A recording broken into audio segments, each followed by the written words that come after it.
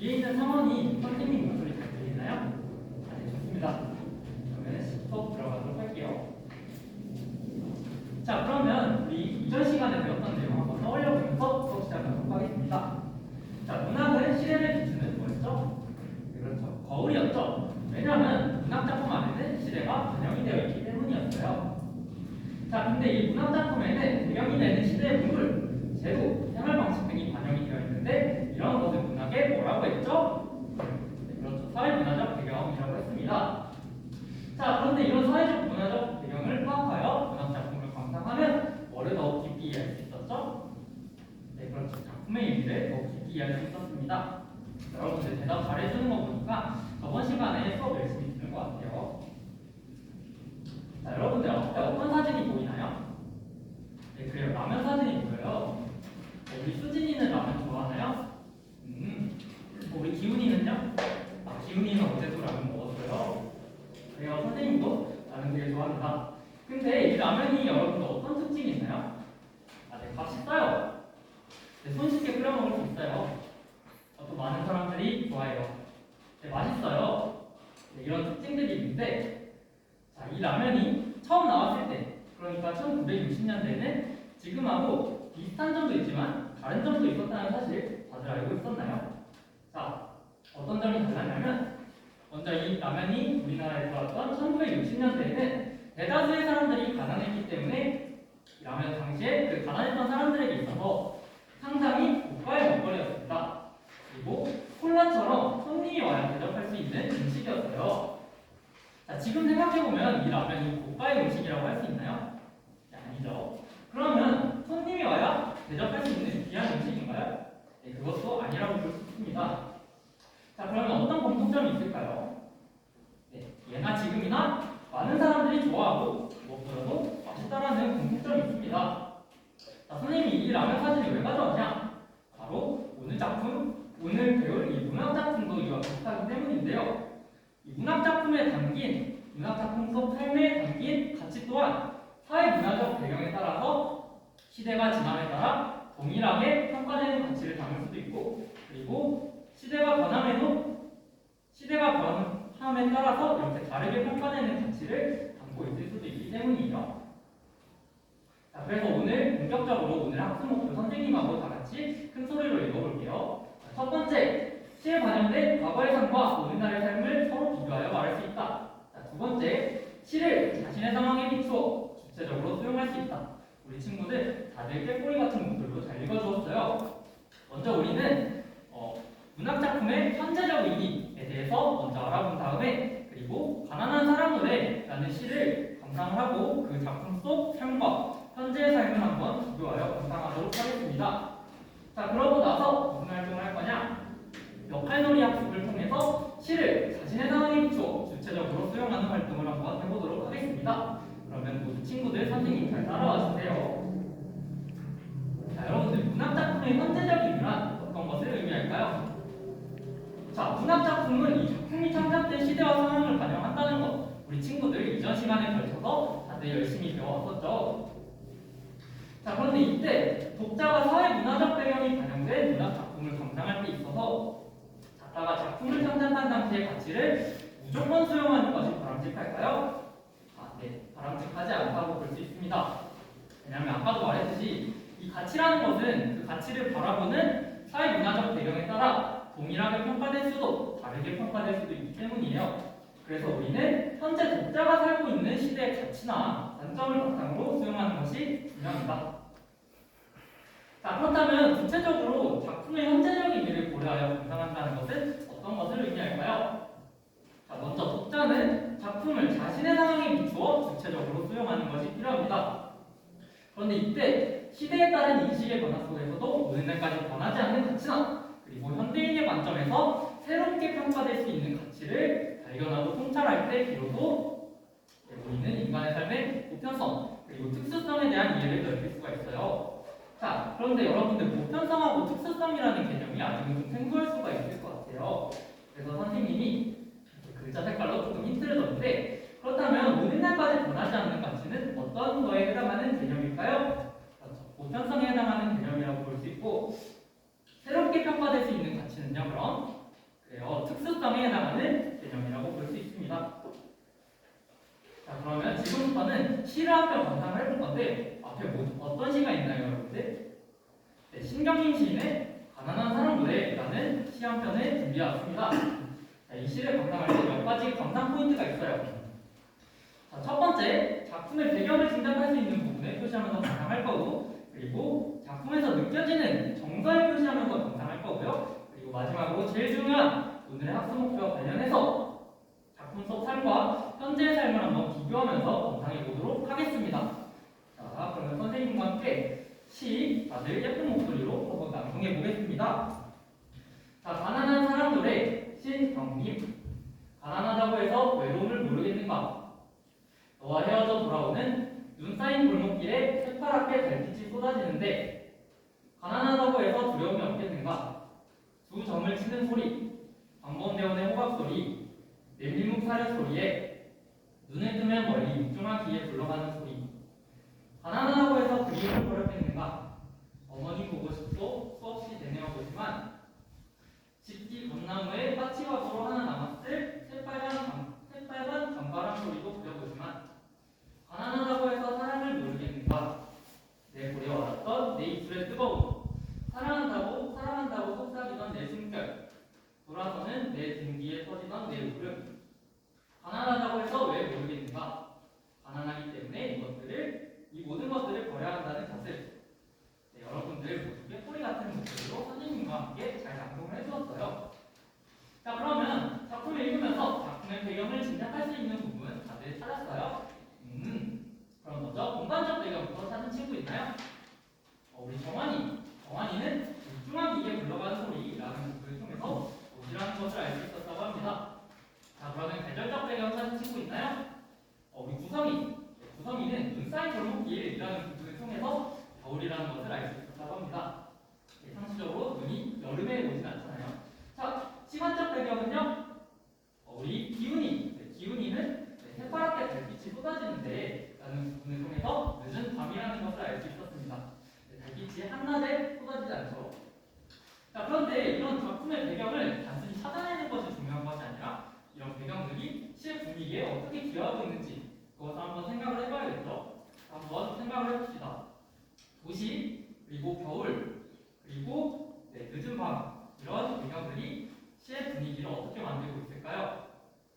쓸쓸해요. 네, 슬퍼요. 처량해요. 네, 맞아요. 작품의 배경은 이런 식으로 분위기에 기여를 하고 있습니다. 자, 그렇다면 작품에서 어떤 정서가 느껴졌는지 여러분들 다들 찾았나요? 네, 1, 3회부터 쭉 한번 말해볼까요? 네, 그래요. 외로움, 두려움, 그리움, 사랑 등의 감정이 느껴졌죠. 그런데 16, 18회는 다른 행들과 달리 이 표면적으로 정서가 나타나 있지 않아서 조금 느꼈던 정서가 다를 거라고 생각을 하는데, 자, 한번 생각을 해볼 수 있죠. 우리가 가난하다고 해서 왜 모르겠는가? 가난하기 때문에 이 모든 것들을 버려야 한다는 것을 이라는 부분에서 느껴지는 정서는 선생님은 개인적으로 억울함이라고 생각을 했는데 여러분들은 어떤 정서를 느꼈나요? 네, 안타까움, 슬픔, 분노, 허탈함 등의 정서들을 느꼈다고 합니다. 맞아요. 여러분들이 느낀 것처럼 이 시의 화자인 이유대한 젊은이는 그저 가난하기 때문에 이런 인간의 복잡적인 정서마저 포기하는 했던 것에서 그런 현실에서 오는 억울함, 분노 등이 느껴진다고 볼 수 있습니다.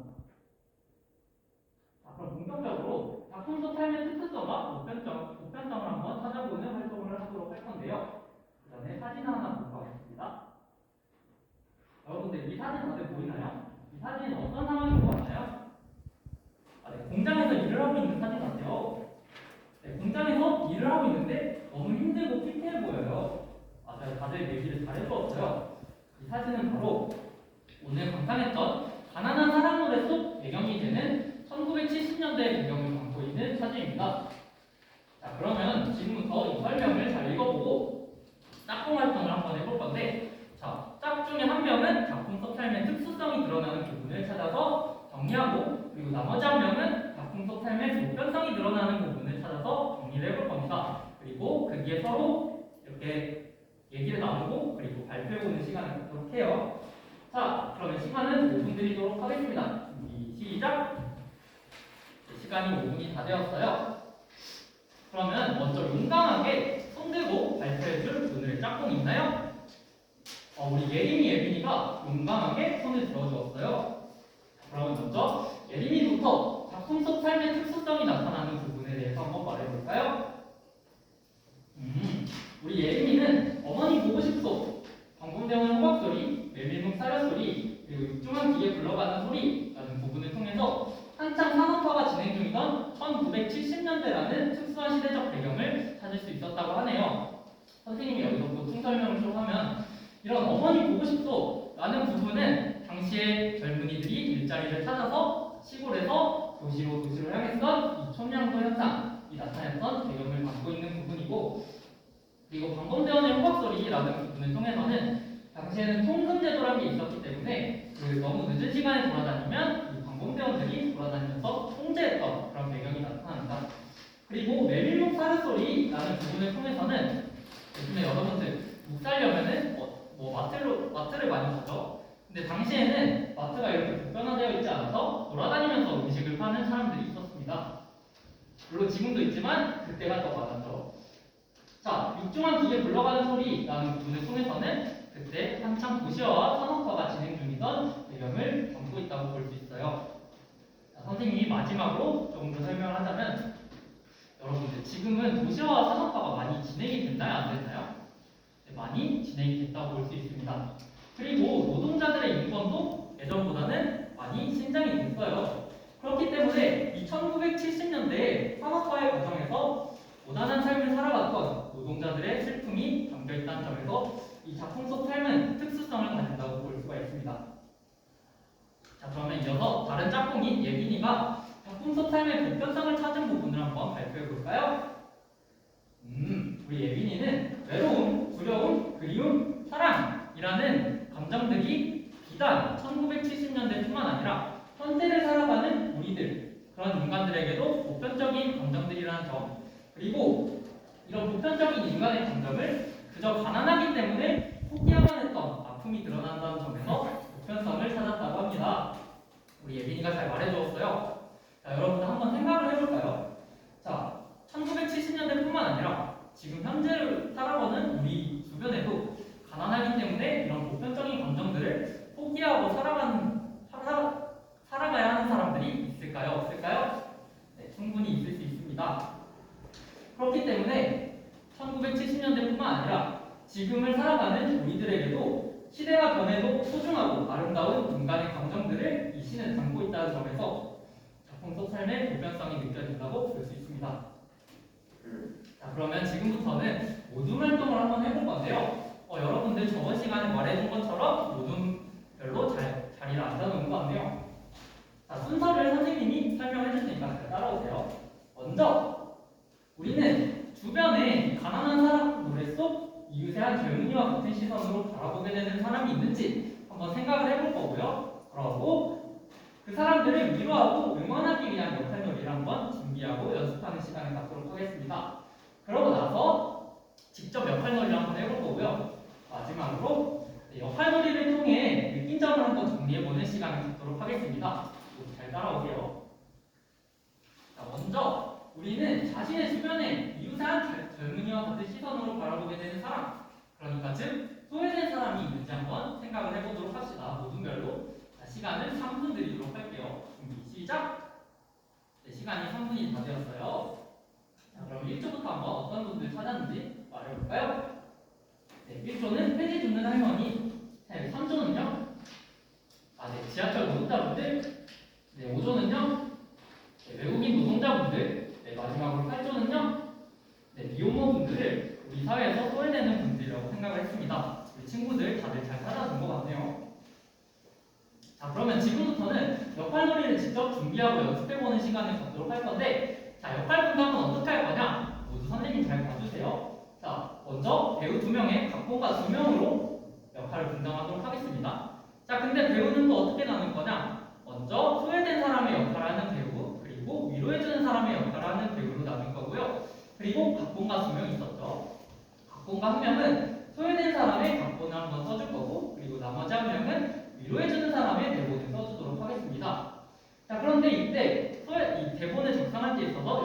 주의할 점이 몇 가지 있어요. 바로 내용이 너무 방대해지지 않도록 간단하게 쓸 수 있도록 하고요. 그리고 이 시 속에 이웃의 한 젊은이가 포기하만 했던 인간의 보편적인 감정 중 하나를 이 소외된 사람의 연기에 대본을 잘 녹여서 한번 역할 논리를 준비하면 좋겠습니다. 자, 시간은 7분 드리도록 할게요. 시작! 수진이 질문이 있나요? 수진이는 이 소외된 사람의 대본을 지금 작성을 하고 있는데 그 이웃의 한 젊은이가 포기하만 했던 인간의 보편적인 감정들 외에도 다른 감정을 한번 소외된 사람의 연기에 녹여봐도 되겠냐라고 물어봤는데 그래도 충분히 진행할 수 있을 것 같습니다. 우리 수진이 아주 잘하고 있는 것 같아요. 여러분들 7분이라는 시간이 벌써 다 지났어요. 자, 그러면 지금부터는 역할놀이를 직접 해보도록 하겠습니다. 자, 먼저 용감하게 손을 들고 앞에 나와서 연기해줄 친구들 있나요? 네, 우리 1조 친구들이 용감하게 손을 들어줬어요. 자, 그러면 1조 배우님들 앞으로 모시겠습니다. 자, 박수 한번 써주시고요. 자, 여러분들 지금부터는 역할놀이를 한번 감상을 해볼 건데 이때 주의할 점이 있어요. 자, 친구들이 앞에서 나와서 연기를 하는데 많이 부끄러울 수 있겠죠. 그렇기 때문에 우리는 경청해줘야 되고요. 그리고 오늘의 두 번째 학습 목표인 시를 자신의 상황에 비추어 구체적으로 수용하는 것을 생각을 해보면서 이 역할놀이를 감상해주면 좋겠습니다. 자, 그러면 1조 배우님들 연기 시작해주세요.